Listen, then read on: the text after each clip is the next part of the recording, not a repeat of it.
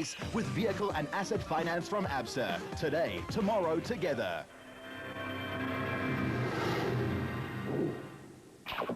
The 2008 ABSA off-road season started with a customary pipe opener, the Nissan Dealer 400 in the quaint little town Darling in the Western Cape in February, and certainly spelt out a season that was going to be a humdinger. The production vehicle category, bigger and better than last season, looks set for an explosive start, with a premier SP class featuring more than 15 vehicles from 4 manufacturers lining up. Reigning champions Nissan were again preparing to slog it out with the Works Fords and Toyotas. But the big three were also joined by a lone entry from Land Rover. 7-time champions Nissan was spearheaded by reigning drivers champions Duncan Foss and Ralph Pitchford in a factory Sassel Nissan Navara. In the second, 4-time champion Hannes Grobler even had a new man in the jump seat, Joan Moore. The old firm was back too. The Factory Ford Challenge was spearheaded by former champions Neil Woolridge and Kenny Scholthammer, joined by Mark Ferguson and Craig West. They would in turn be supported by Kobus van Tonde and Rian Gropper in the Unifreight Ford Ranger. While motorsport legend Alfie Cox was back in a bucky, kitted out in the impressive silver and black livery of the Motorite SP crew and trusty nav Henny Tersteger at his side. Toyota lined up 6 SP class cars with 2 new Castrol Toyota Hilux V6 works cars in the capable hands of Mark Cronier and Chris Birkin, and Bevan Berthold with Robin Houghton in the second.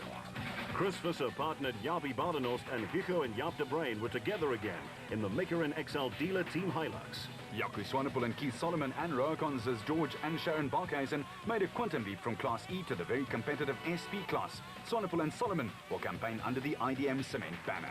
Staying with the production car class, the categories D for 6-cylinder cars and E also had a decidedly edgy and competitive look to it.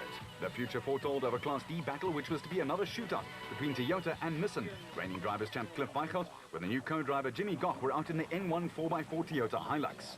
Nissan sentiments were with Kutsia Labuskachny and Johan Gerber in the Raceonics Nissan Hardbody, and the trustworthy Ryobi Nissan driven by brothers Henry and Maurice Zamatin. The other Toyota challenge was to be supplied by Dalmas Fair Ramon Besaidnout and Stefan Locke, who were without doubt the rookies of the year in 07. Class E2 was due to supply some surprises and plenty of thrills a minute.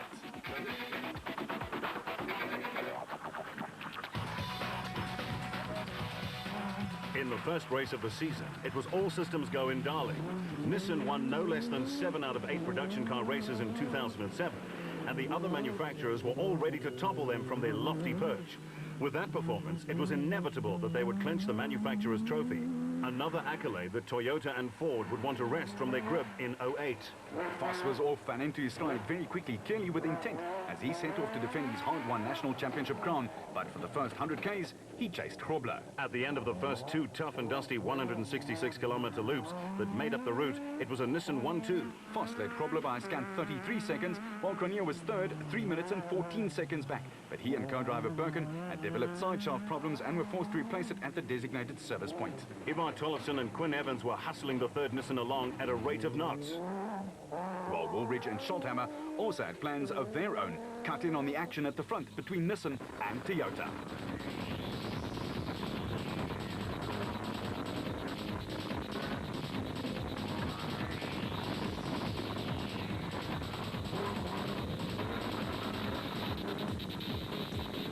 The Ford duo started off like the Clappers and were just a few seconds off the pace early on. They weren't exactly holding back. Ditto for Visser and Badenhorst in the second Toyota in the top 6, but the dust and the heat continued to make it tougher as the day wore on. Cox, back in the comfort of an enclosed cockpit after doing duty in a special vehicle the year before, was reveling in it, but the Motorite SP was just a little slow.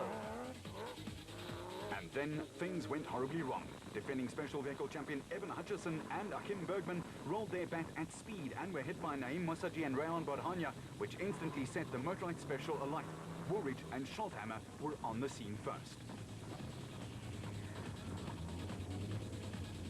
Luckily, Hutchinson reacted quickly when Bergman lost consciousness and pulled him to safety. That's 1 million rands worth of car burnt to cinders, and our race camera too, mind you. At the front though, blissfully unaware of all that going on behind him, Foss was on the way to making the perfect defense of his title. Clocking the fastest first loop gave him a healthy lead over his stablemate Grobler, who had not given up the chase yet. While Cronier and Birkin themselves were throwing caution to the wind and let her rip in taxing conditions.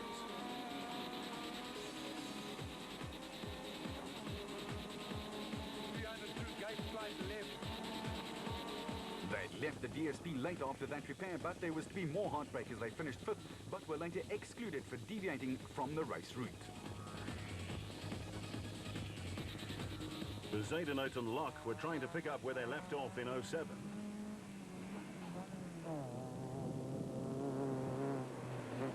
With Class D leaders Kutsia Labaskachny and Johan Gerber piloting the Raconics Nissan to a very healthy 9th place.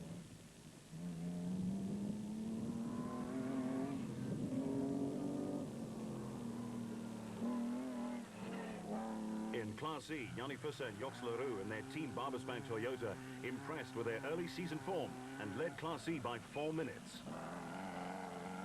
The Barberspan lads were just ahead of Thomas Rundle and Brian Roberts in the Bowden Tyre Services Nissan Hardbody. They were pushing hard to keep it that way.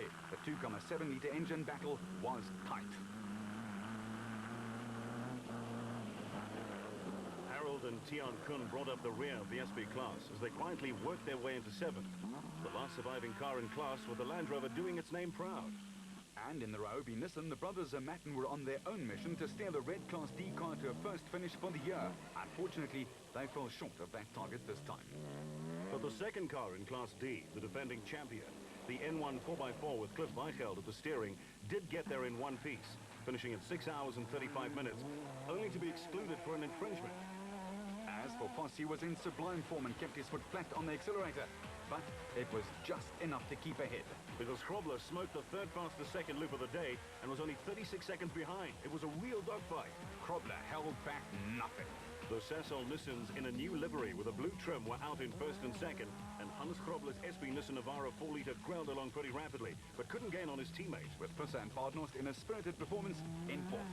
But no one could keep up with Woolridge and Schulthammer, who absolutely flat-out clocked the fastest second lap by almost 2 minutes and were closing rapidly on the rest.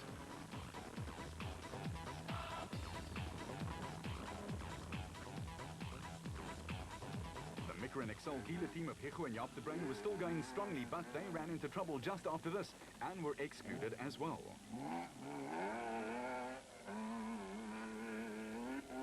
The second works Toyota, with Bevan Berthold at the helm and Robin Houghton calling, were also forced to call it a day on the second loop due to mechanical troubles. But the Toyota flag was being flown by Visser and Badenhorst, who had maintained a steady pace throughout. And Ford were hell-bent on keeping the top 10 blue and white.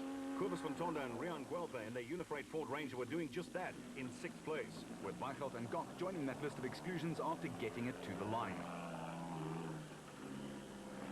But the reliable team of the opening race, Labaskachny and Gerber, soldiered on and were eventually the only Class D to reach the line and notch up an official finish. And in Class E, Visser and Badenhorst had just a 1-second time difference for their 2 loops, showing their consistency in winning their category.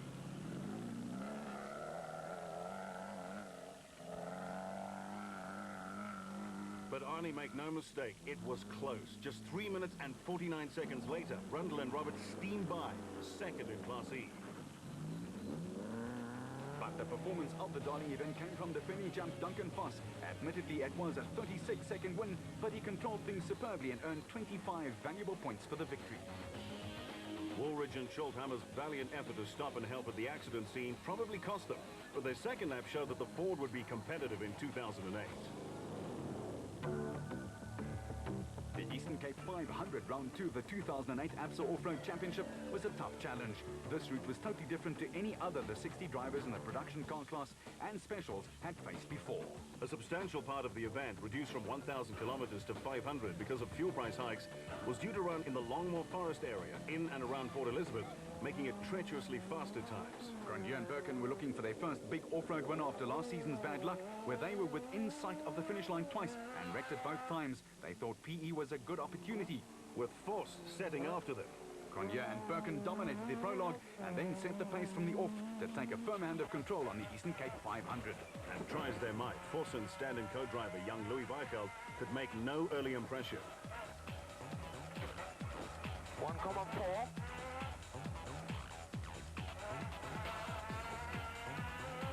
Mountaineer Tollefson and Evans were also right on top of things early on and were just 2 seconds off the pace. The Micra and XL dealer teams De Bruins had started off in a big hurry and were up into 4th place.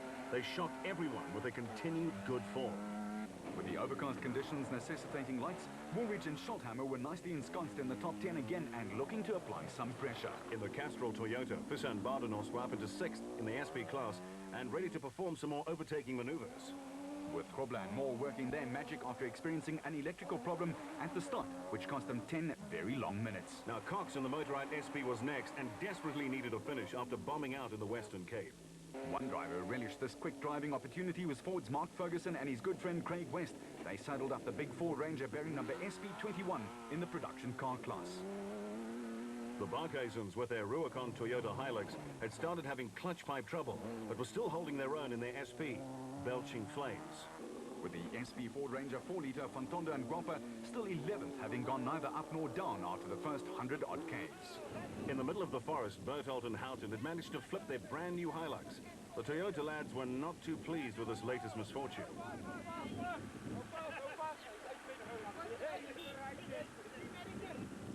With the men from Alberton, the Zomatins in their red Nissan Ryobi in the lead in Class D. Just ahead of these fellows, Cliff Weichelt and Jimmy Goch in their Toyota, but they were second by just 25 seconds. It was great racing in Class D. With Rundle and Roberts taking the Bowden Tyres SP through its paces rather quickly, but they too rolled it at the worst possible time. Chris de Ploy and Henk van Vieren were putting together a fine showing in Class D, running well in 4th place. While Class C protagonists Van Breda and Duplessis were working it steadily here towards the end of the first loop.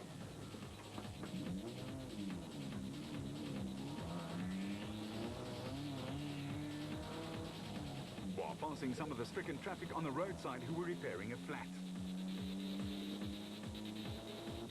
And the interesting livery of the Potch Plastics Recycling E-Class was easy to spot, even though the skies were clouded over.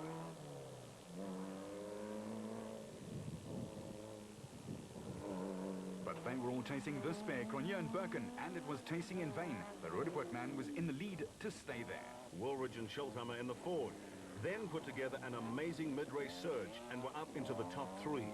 With Tollefson and Evans, after a slow start, finding their rhythm and feel for the Longmore Forest roads. Visser and Badenhorst sporting SP number 9 had overcome a leaking crank seal.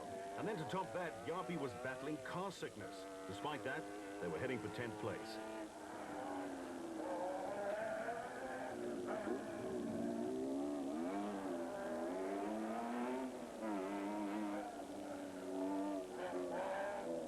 While Grobler, still seething after his electrical problems, was doing some low-level flying. Yeah, and so was Cox, but he was out of the top 5 and battling to keep up.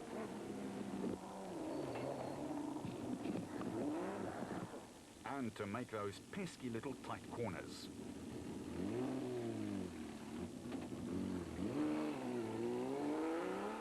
But with their fly-by-wire throttle controls, the Nissans weren't battling with that.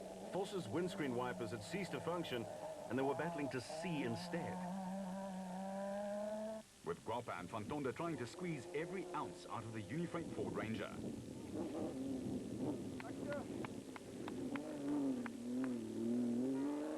The IDM cement entry was mixing it with the big boys. Jaco Swanepoel and Keith Solomon 11th in the SPs.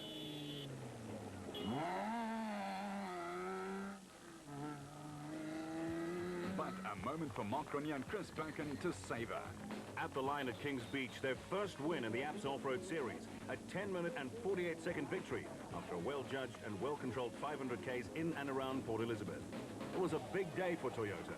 And although they were second across the line after a race-long ding-dong battle, it was Ivan Tollefson and Quinn Evans in the Nissan Navara took third in the production car battle, behind the second-placed Ford Racing Ranger pair of Woolridge and Schulthammer, who finished second fastest in the last loop. A fine victory and a full 25 championship points for the Toyota pairing, while Grobler and Moore recovered well after their 10-minute wait at the start. But national champ Voss could only finish 7th. Voss and Bitchford and Woolridge and Schulthammer heading the top of the list, but you counted Grobler out only at your own peril.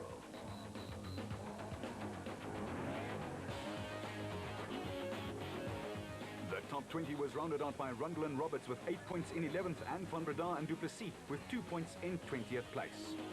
Our ABSA Off-Road Championship review of the first half of the season continues. And from ABSA, going off the beaten track to find solutions. The Nissan Sugarbelt 400 moved back to the outskirts of Pietermaritzburg, the capital of KwaZulu-Natal. Just outside the hustle of the city centre lies Eston in the heart of the sugarcane fields. And it was here that round 3 of the 08 ABSA Off-Road Championship was scheduled to get underway. It's a race that is known for a great and testing layout, which asks man and machine all the tough questions about technique as well as reliability all in one. Ford were racing in their own backyard, as it were, and were penciled in as one of the pre-race favourites. Cronje and Birken again stole the show in the prologue, and at the start of the day's 400-odd Ks of racing, it was time to saddle up and hit the road. And just a minute behind them, allowing for dust gaps, it was Foss and Pitchford who needed to get back to their winning ways. But Cronje and Birken were looking for 2 wins on the trot and were soon into their stride again after their PE victory. But drama for them. They'd done one of their tyres a mishap and had to stop and change.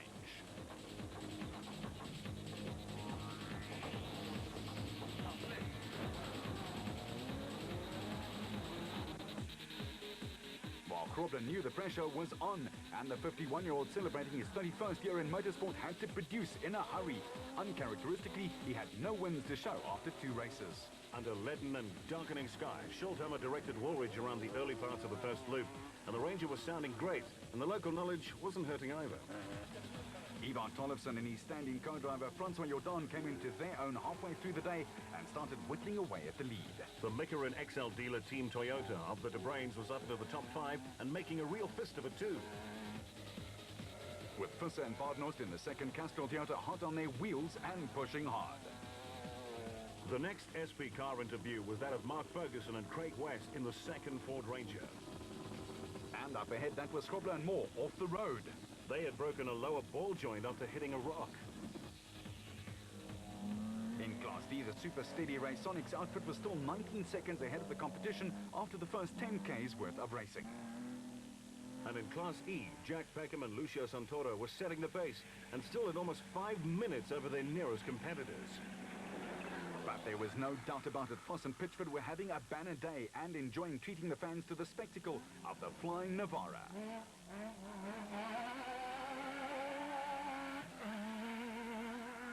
With the local lads, Woolridge and Schulthammer slotting into second after also going by Cronje and then the stricken Grobler.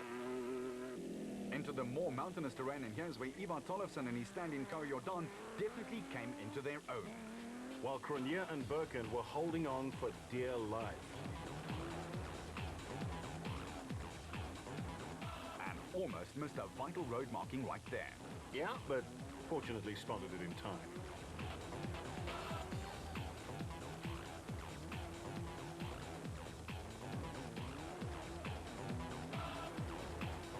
The Mickelin XL dealer team of the father and son, Yigo and Jaap de Brain, were now flying and closing gaps on just about everyone up ahead. With Cox himself in a very uncompromising mood, working his way back in the motorite entry after having to repair a flat early on. Visser and Badenhorst were again very smooth and consistent and had an eye on a top 5. While Ferguson and West were closing down a special in front of them when the world took a nosedive.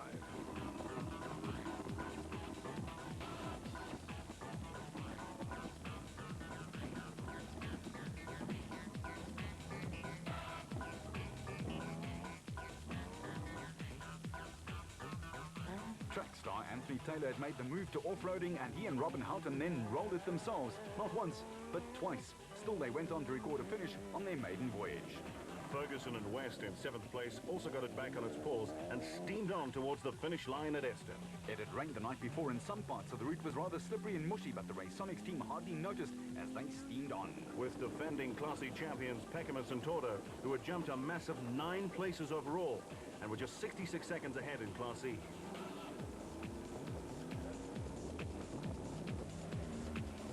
With Cliff Weichelt and Jimmy Goff all over the back of them, trying to get closer to the lead in Class D. The Zermattens, meanwhile, wanted to help Jaco Swanepoel, but a bulky drive shaft would not allow them.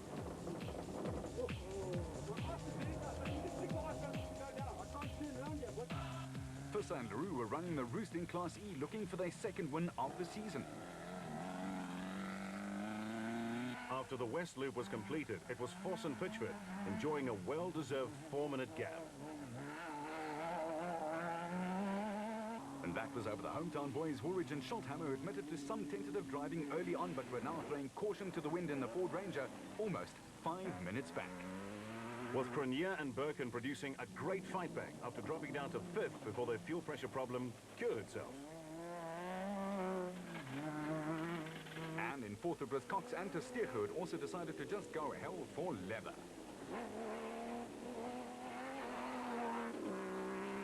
The De Bruins head into our viewfinder next, giving the Mickerin XL dealer Team SP a full go on the Western Loop. And in the drier conditions, the Barkhuizens, George and Schoen, were starting to come into their own and were flying along. Visser and Badenhorst were desperately trying to pick up a few places after a flat, and were indeed doing just that. Tollefson and Jordan were way down in 32nd overall after losing their wrestle with a tree and were trying to get back into the top 10. And Ferguson and West, who lost a windscreen, got some first-hand experience of what it would be like to take a special for a spin. Dust, dust, and more dust. Staying with forward, Fontonda and Guapo were quick in between the sugarcane.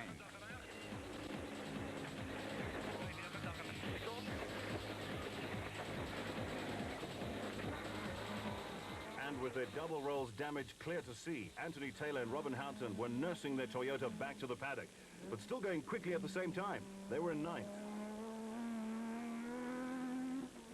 And in Class E, young Visser and Yorks LaRue in their Hilux were just more than 10 minutes worth of breathing space. Over this crew, Jack Peckham and Lucia Santora in the Ford Ranger, who had slipped a few places on the run-in to the line. And in Class E, the 3rd place was taken by Jubilant Dion Fenter and Ian Palmer in the 4x4 Mega World entry. With Class D's Lois Kachny and Gerber, who had no equals and were almost half an hour ahead of their nearest challengers. And they were Christian de Ploy and Henk van Vieren in the black and orange Hilux.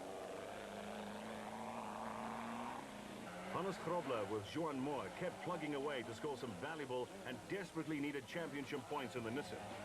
But it was a truly superb drive from Duncan Foss and Ralph Pitchford at his usual pinpoint accurate self. A 6-minute victory for the Nissan Navara crew and a 2nd win in 3 races. The production car winner, a clear 6-minute win for the Nissan pairing, and that makes it 2 for the Japanese manufacturer. But there were 4 Toyotas in the top 10, giving them the manufacturer's award. Big victory gave Foss the lead in his championship defense by 6 points. It was all pointing towards a huge dogfight, with Woolwich and Cronier and Hannes Grobler lurking back there as well. Round 4 of the ABSA Off-Road Championship, Gaborone, Botswana. The desert in all its splendor. The Toyota Kalahari Botswana 1000 Desert Race. It included a racing section for quads and bikes. Up ahead for the teams was a dusty, sandy 250k run to the first designated service point at Hatsa-Latladli, where there was a scheduled 15-minute decontrol, and then the ride home, which would skirt the Central Kalahari Game Reserve.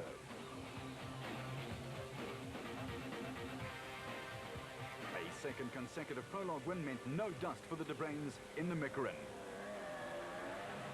And the Toyota led the procession of 59 cars from the start on day 2. With Anthony Taylor, a national track champion, who was delighted with his 3rd place off the line in the Castrol Toyota. And Chris Visser and Jaapie Badenhorst in a similar Hilux 3rd off the line in the SP class. The De Bruins clearly meant business and were aggressive from the flag dropping. Castrol Toyota's Anthony Taylor, applying all the pressure, was flying after the opening Ks.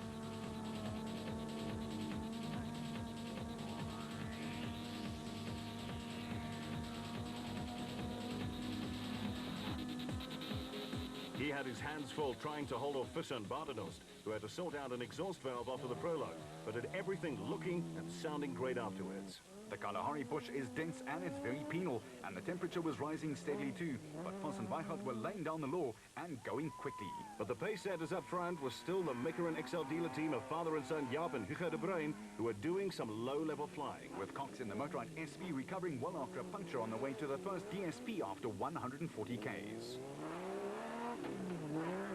But then, a surprise at the front. Visser and Badenhorst had taken the lead after the Brains had had a coming together with some fauna and flora.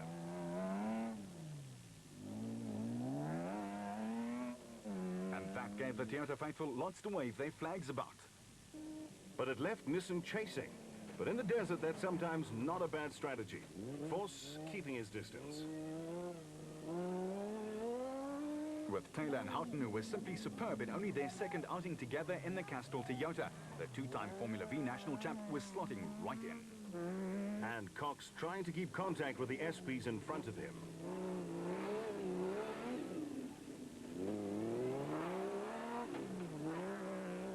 Woolridge and Schulthammer also did some giant killing, and it snagged a bag full of places back after their puncture. While Cronier clearly had an altercation with Matter made of some very solid nature. They had hit someone from behind and also had niggles with the clutch. But you need focus in this business, and Nissan were coming at them. Krobler was also blasting up the batting order and overtaking left, right and centre. He clocked the fastest split for the first 500 Ks. Henry and Marisa Matten in the Ryobi Nissan hold the world record for the most consecutive finishes, and they handsomely led Class D. And in the same class, Labuschagne and Kutsia hold on in the Raysonics Nissan for a hard-fought second, 10 minutes ahead of third.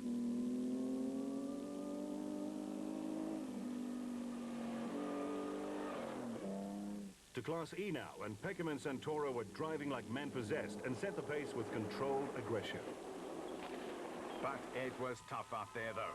Just less than 70% of the field saw the finish line of day 2 in one piece, a typically tough desert race in uncompromising conditions. They were led home by force. But the drive of the day, Marc Cronier had raised the host's hopes with a superb showing on the second loop after DSP, and that left him in the lead by a scant 17 seconds from 12th to first. A brilliant run.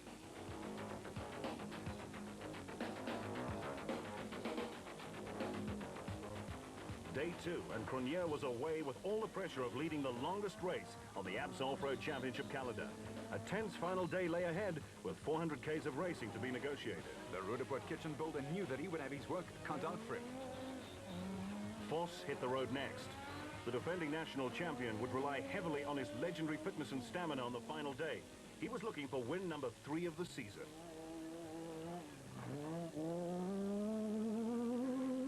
Cronier, reigning national rally champion with Birkin, had it going sideways in typical track style and started off like he had a flight to catch. And don't think that Woolridge and Schulthammer were not following the same flight pattern. The Ford has been getting quicker with each outing. Botswana was no exception. With the old warhorse Hannes Grobler back on the warpath, he lost 30 minutes on day 1 but was taking them back one by one. Taylor and Houghton followed next. Their highlights was looking and sounding great, despite more than 600 Ks worth of racing on the clock in the desert.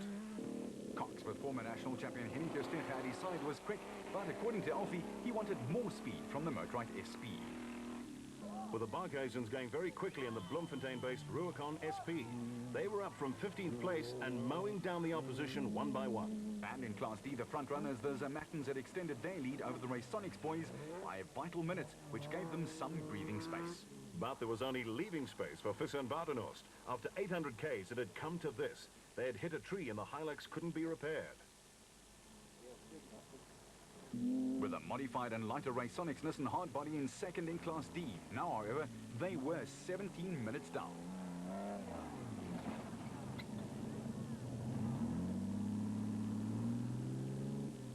But Toyota was still smiling broadly as Class E leaders Yanni Visser and Joks Leroux came barging and bustling by. They had a 20-minute lead. With Jack Peckham and Lucio Santoro setting quick times in pursuit in their diesel Ford Ranger. But there was loads of pressure. Diervald van Breda and Johan de Tooy were closing down on them at a rate of knots.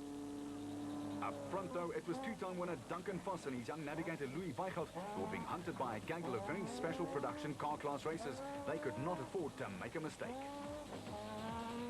But there was still the small matter of the final 200 Ks ahead. And Cronier and Birkin knew that they would have to bide their time, be patient and wait for the right moment. They let Voss through to see if he would falter. Woolridge has won here in Botswana 3 times, twice with Schulthammer, and their experience and the solid reliability of the Ford Ranger made them a solid bet to come through as well. A flying Krobler caught up 5 or 6 minutes, and the former national rally champ was putting together a great run. Meanwhile, Taylor was doing an unbelievable job in the second Toyota. The multiple track champion calmly slotted into the role of off-road racer with great ease. And with Houghton at his side, he could hardly miss. The Barkhuizens were producing their best drive of the season too, up 8 places from where they started after the prologue. With the IDM Cement Boys, who are rock solid 7th in the SP class. And Van Tonde and Goppa going as hard as they could on the straights.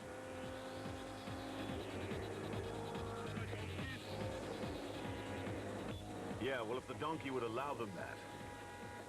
Close. The brothers Matten brought the Rovi Nissan home in 9th, easily winning Class D for the 2nd consecutive year in the Kalahari Desert. And victory for the Team Barbaspan's Yanni Visser and Joks Leroux, 20 minutes ahead. After 5 second places here, it was finally a win for Yanni. Second in Class D, going for the Raconics team of Kutsiala Vaskachny and Johan Gerber in their hard body, which had seen better days. And they were almost 10 minutes ahead of Chris Duploy and Henk Janssen van Vuren in their RFS Toyota. And in Class E, a race-long battle was wrapped up when Diebold van Breda and Johan de Tooy brought her home 20 minutes behind in 2nd. With the early leaders, Peckham and Santoro in the Ford, who had set the pace for more than 900 Ks, having to settle for 3rd.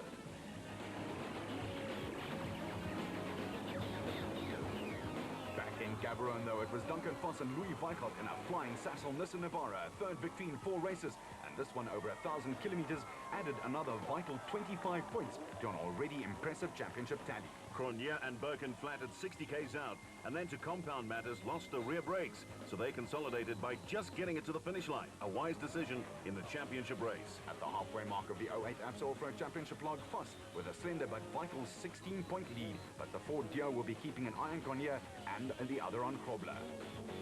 A 3rd win of the season gives Visser and Leroux the lead in the Class E battle, ahead of Peckham and Santoro. Vehicle and asset finance from ABSA, overcoming all obstacles.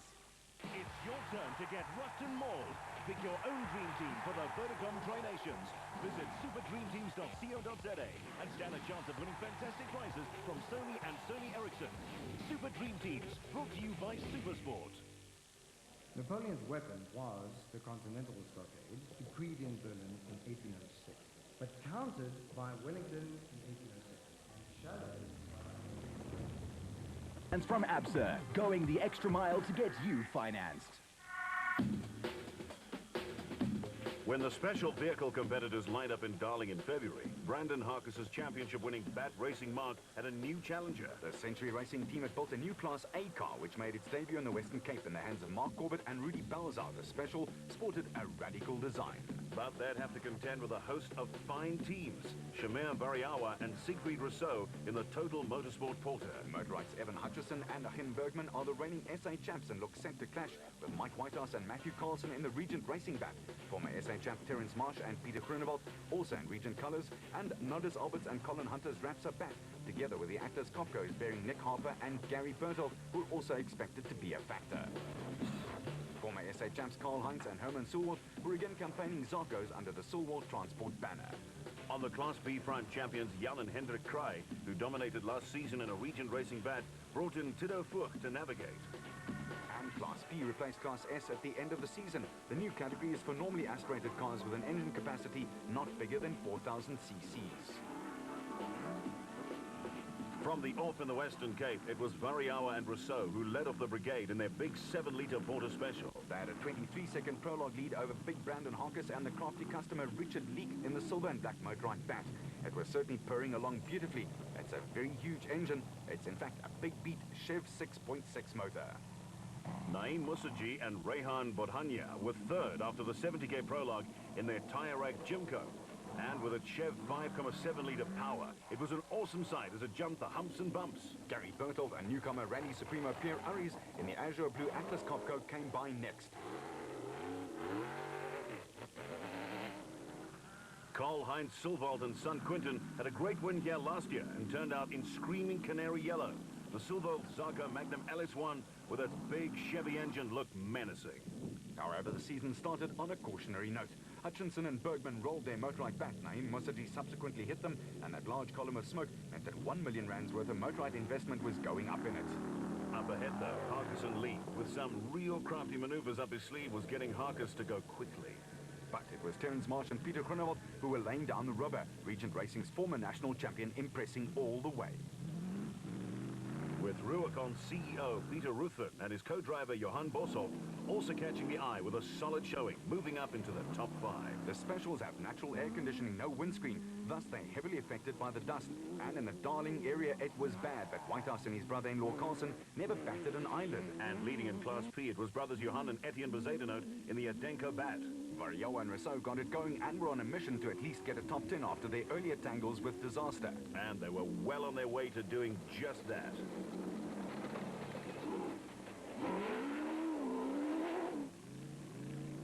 Whitehouse and Carlson here very ably demonstrated just how tough conditions were. Dusty, dry, loose sand. And if you're not careful, you could be camping out there for a while.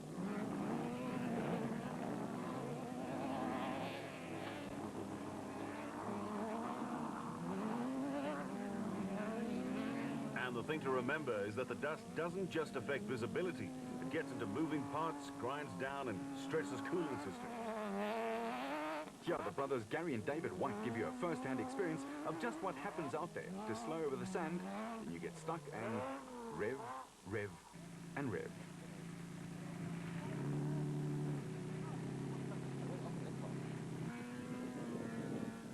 And a bit more revving, and, well, then the roof opens. Time to start digging. It's not pretty. The Silverwoods were quickly working their way up the batting order and up into the top 5, making mincemeat of the notorious Western Cape Sand themselves. Cully's brother Herman and his co-driver Paul Helberg in the blue Zarko Magnum were closing in on them in turn. In the B class, it was pure class from Bezuidenhout and De Bruin, who finished 5th in the specials. One heck of a performance.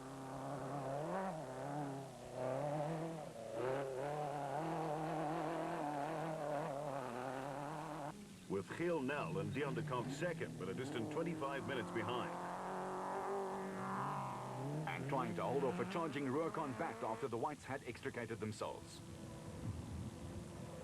Alistair Stubbs and Mark de Chalane kept plugging away and got 10th place for dogged determination. With Nick Gosler and Richard Carolyn showing the same qualities in Class B in second with their Raceco and its Porsche engine.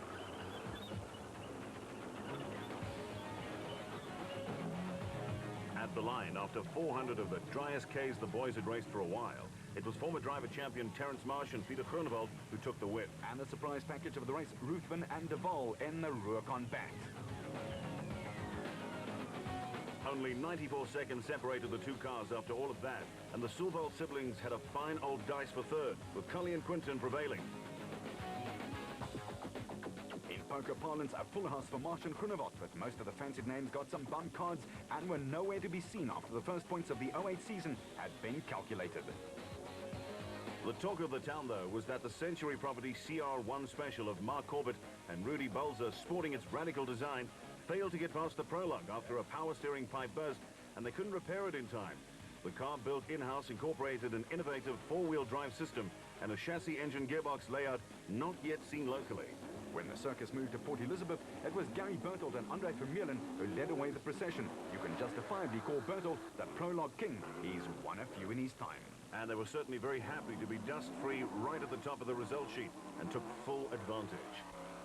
In the Longmore Forests, that big Copco's huge 7-litre engine was grinding its way around, while their Copco stablemates Nick and son Ryan Harper left the line. They were the championship runners-up last year, and it was a close-run affair as the Harpers stepped up their performance a notch and became contenders. Here they were again. Cully and Quinton Silwart were looking for win number 2 on their CV and were perfectly placed to start making a gap for the written word. Clint Gibson and Gary Campbell stormed by next and were 5th. Their bat was looking perfectly set up for the fast stuff in the Eastern Province. Marsh and Groenewald in the blue and yellow Regent Racing bat with its 2-litre Corvette engine had moved up, and the former national champ was looking to go 2 for 2. Corbett and Belzar were over their darling disappointment after their new chariot broke down. But here in the forests, they were doing some low-level flying.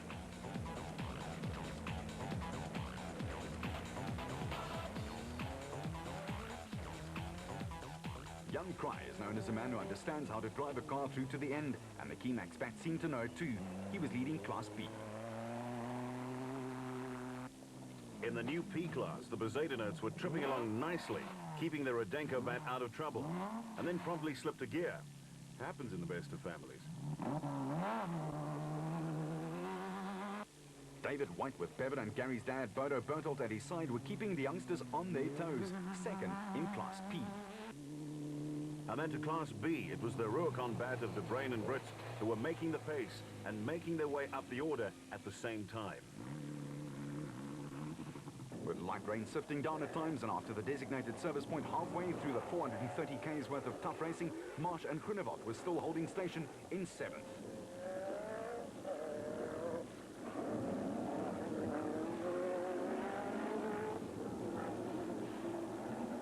But they were being chased. Mark Corbett and Rudy Belzar had clawed their way from 8th overnight to get into 3rd place in the specials. While the Silwats were in a superb position, they had time to spare over Marsh and Groenewald. In fact, 2 minutes and 47 seconds to be exact.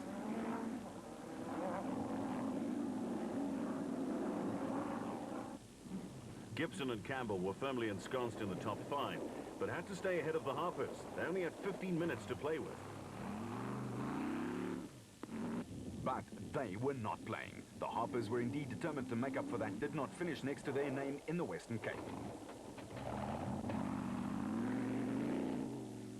While Herman Silvold and Paul Helberg were 5th in Class A, making it a really fine day for the Silvold family.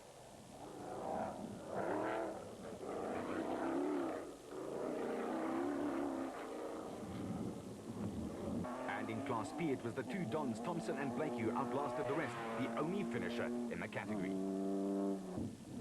Variawa and Rousseau trundled into view next.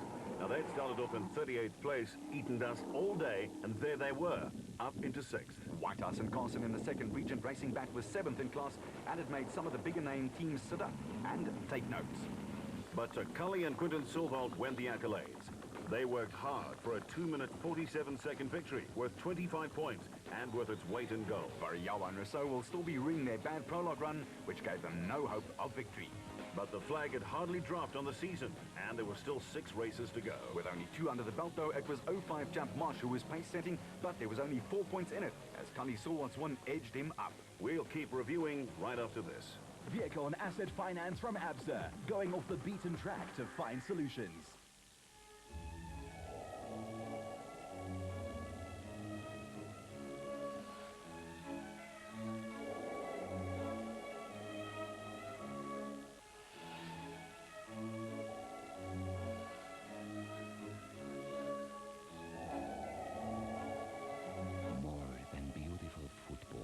Finance from ABSA, overcoming all obstacles.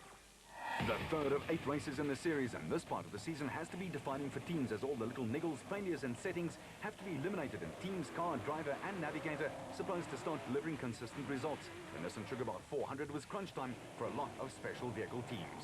Prologue specialist Gary Bertelt and Andre Vermeulen had their second dustless start in a row. The Atlas Copco was in fine fettle. Silwart and Holberg started quickly, but were also trying to temper the natural instinct to want to go too fast. Hutchinson and Bergman were back after their opening race burnout, but they had steering sharp trouble and were just holding the motorite back a bit. Alberts and Hunter and the Rapsa Bat hadn't tasted victory for a while and were ready to dine on that elusive taste again. Even that 6-litre Chev engine sounds hungry.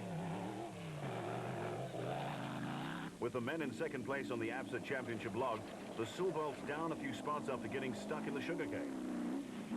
The two Dons, Thompson and Blakey, were still firmly entrenched in the top 10 and were putting together a great first loop, leading Class P. Terence Marsh has always been a consistent, smooth and patient driver, and on the long haul, those qualities get you to the line virtually every time. With his teammates Michael Whitehouse and Matthew Carson, who had closed the gap on him slightly, and after starting 9th, had moved up 1 place. Class B leaders Bez Besaidnout and Johan de Bruyn in the Edenko Bat had also picked up something sweet for the road, but then just about everyone tangled with the sugarcane out there during the day. With Cry and Furch closing gaps all the time, they were already 4 places to the better. At halfway, Bertolt was still keeping the Atlas Copco going along, while Vermeulen was doing a great job with his race notes in the lead.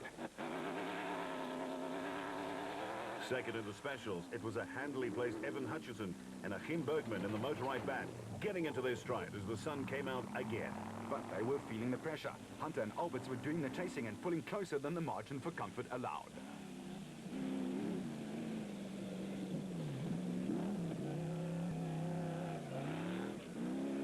The dust in KZN was stifling at times, and it's doubly as bad for the special vehicle lads. They've got nowhere to hide. Whitehouse and Carlson in that second region racing back were applying huge dollops of pressure, only 20 seconds behind and riding crop in the hand. Meanwhile, John Moore and Tom Klaassen in the Free Spirit had quietly worked their way into 8th place in class and were doing fantastically. With Herman Sewald and Paul Hellberg in their Zarko Magnum with its huge Shetty engine, also right in the thick of things.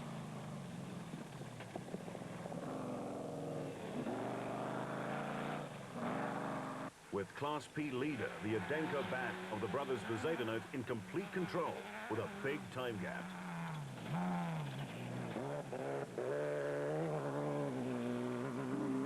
Cully and Quinton Sewald were holding their place in the Zarko, fifth and looking for mistakes from the men in front of them. Now with the finish line in sight, all the drivers were giving it all. Young Cry and Tito Vogt were comfortably leading Class B by a massive 16 minutes. They just had to keep it on its wheels to win.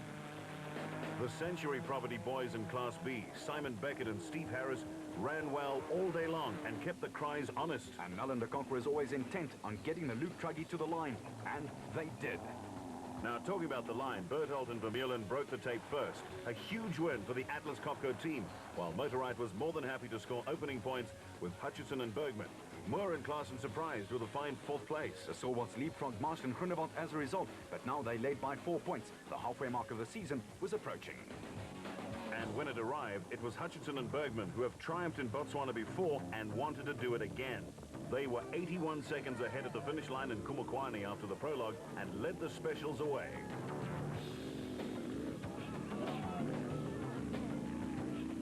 Nagas Alberts and Jeff Minute had given away very little and were firmly ensconced in second place in the specials. Matthews and Smith were feeling the desert dust, but had a steady rhythm going in third. With the category hotting up as Nick Harper hit his stride as well. His standing navigator Andrew Chalupsky was also doing a great job. The Sulvold Zarko was growling in full throat on the way to a 4th fastest time to DSP, but it took its toll. John Moore and Tom Klaassen had a great second day's racing, but they too fell victim to the Kalahari Desert savage conditions. Alberts and Minute had grabbed the lead and were having a good time on day 2. But they too were destined to suffer mechanical troubles. The desert is tough on body and machine.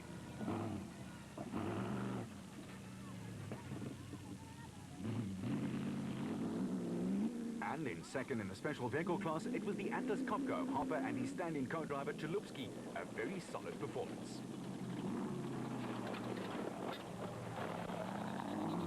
But as we keep telling you, the Kalahari provides as many perils as the high seas. Bush, sand, little visibility, and lots of dust. Lots of dust. Variawa and Rousseau had passed almost a dozen cars and were rocketing up the pecking order in the total motorsport quarter. Championship leaders Cully and Quinton Sewald had the bit between their teeth in the brand new, or perhaps not so new, bat. With Whitehouse and Carlson up into the top 5 for the first time in the 08 Toyota Botswana Kalahari 1000 Desert Race. Herman Sewald and Paul Hellberg were looking good and were working hard over a hot steering wheel. While Terence Marsh and his nav Peter Groenewald were super consistent and all the way up from 28th overall, despite wheel alignment problems which hampered them. And in the P-Class, Johan and Etienne Bezuidenhout were trying to again outlast all comers in their Rurocon bat. While Peter Ruthven and Deval Boshoff were trying to get the Rurocon bat home to the finish after a tough 500k round trip. And Bez Bezuidenhout was again controlling his Adenko bat well in Class B. After day 2, the Rapsa pairing of Alberts and Minute were ahead by almost 6 minutes. But then there was Variawa, Harper and Matthews, all within striking distance.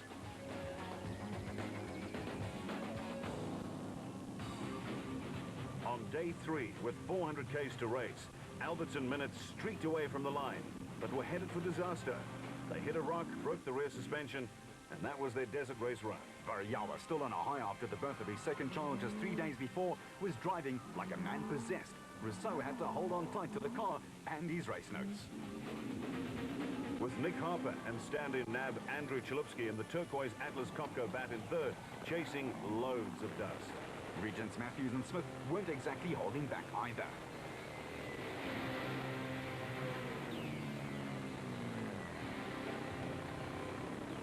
And the Silvolts, father Kali, son Quinton, were chasing for all they were worth too.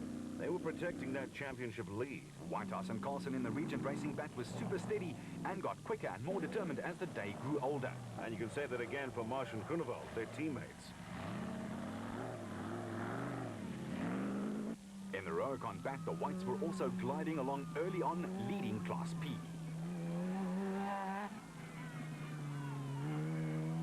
With Bezuidenhout and De Bruyn, like they have virtually all season, setting the pace in Class B.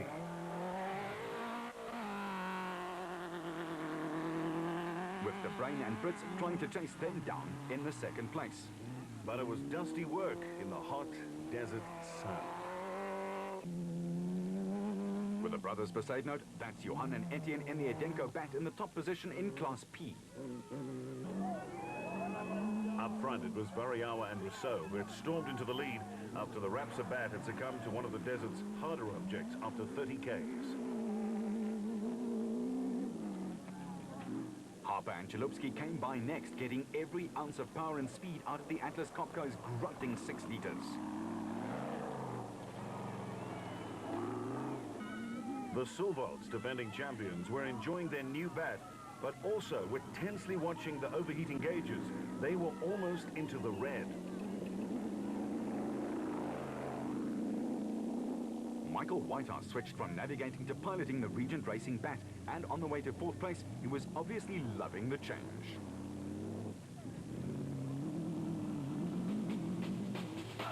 The Colin Matthews-Alan Smith combination were keeping a beady eye on proceedings. And if you watch carefully, well, you'll understand why.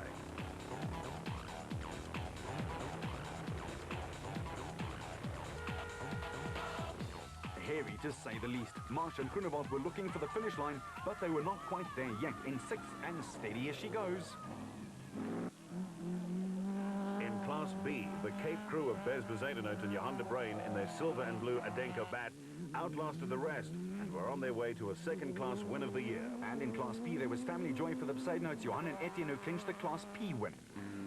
The attrition rate was high. 28 specials entered, only 11 made it to the line.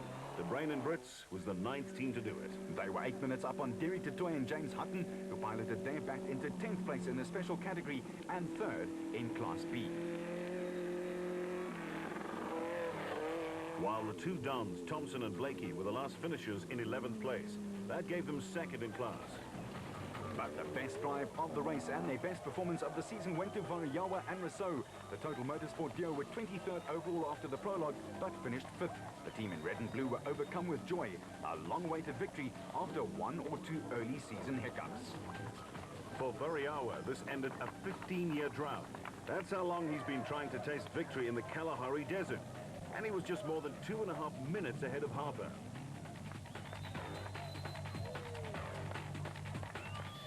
An emotional win for Shamir Variawa. The Total Motorsport man took a long-awaited victory. Fatherhood is a powerful thing, and it left the rest of the field in his wake this time.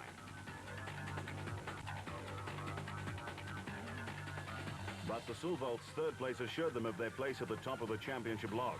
They look like a good bet to still be up there after all 8 races. Until next time, you keep it on the road. We'll keep it off-road.